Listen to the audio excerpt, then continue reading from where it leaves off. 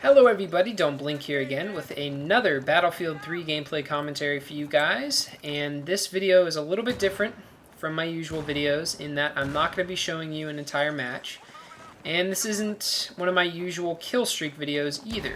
This is footage taken from a game of Rush Attack on Grand Bazaar, and all of the footage in this video was recorded while we were trying to take the third base on this map.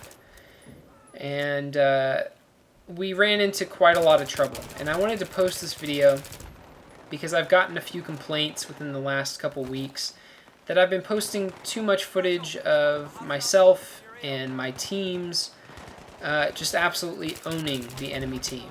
So I wanted to post this footage because we ended up having a lot of trouble on this base. We get the first crate rather quickly and rather easily, but the second crate just proves nearly impossible for us to take.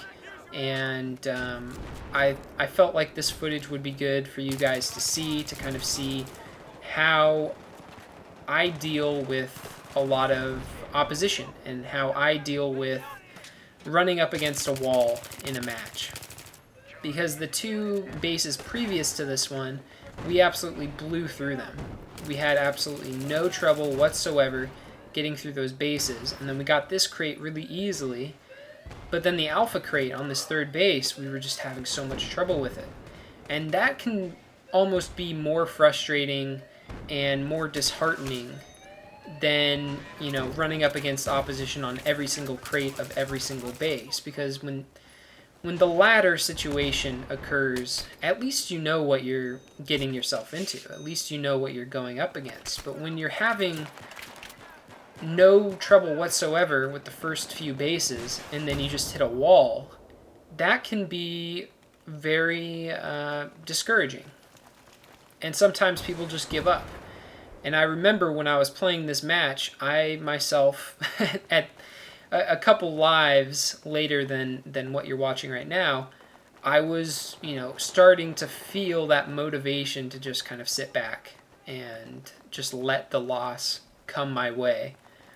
But I pushed through it, and I'm glad I did because it made for a really exciting base, and the game ended up being a really fun one, a very difficult one, but nevertheless very rewarding. So I guess the takeaway from this video that I hope you guys have is don't give up.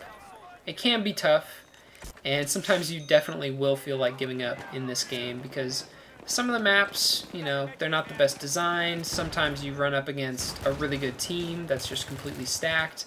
Other times you're just having a bad day. But you know, if you're playing with at least a few decent players, there's always a chance that you can pull something off. And somebody asked me yesterday, actually, what I would recommend to people who are having trouble winning rounds of Rush.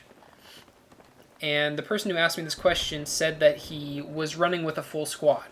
And that definitely helps. When you have a full squad with communication and all that, you're in a much better situation than the average person playing Battlefield 3, because most people just play with randoms, no communication. I mean, I personally do that a lot of the time. I just play with totally random people, and I don't communicate with them at all, really, except for via the text chat, which is a rarity, even in and of itself.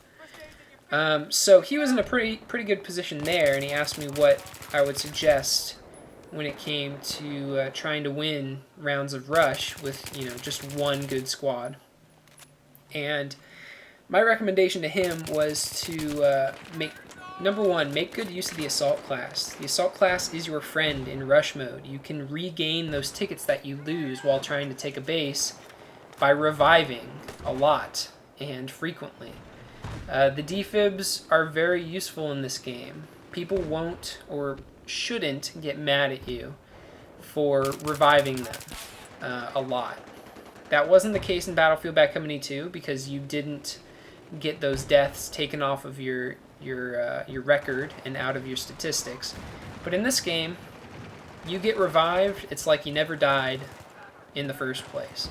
So use those paddles frequently, use them liberally, and that will definitely help your team. Second of all, use smoke. Not enough people use smoke. It's one of the most useful tools in any of the class's arsenals, especially as an attacker in rush mode. Have at least one person in your squad using smoke. That's my recommendation. And then also, you may not expect me to say this, but have a recon in your squad. Use the radio beacon, because that is a very useful tool as well, especially if you get behind enemy lines or in a very out-of-the-way place. The radio beacon can be devastating for a defending team, just because, you know, if they're not super close to the radio beacon, they won't even realize that you have one, and they obviously won't be able to destroy it.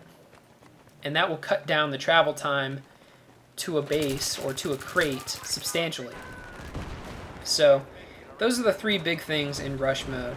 If you're having trouble winning matches and all you have is 3 squad mates whom you're in constant communication with, those are the big 3 in my opinion. Having a support is useful. Having an engineer on some of the maps in rush mode is useful. But definitely have at least one assault, just reviving like crazy. And I think a recon as well definitely comes in handy. But in this match in particular, we just had 4 assaults, and we were just reviving like nobody's business. And I think that's one of the big things that got us through this base. Because, as you can see there, we had just 10 tickets on this last crate.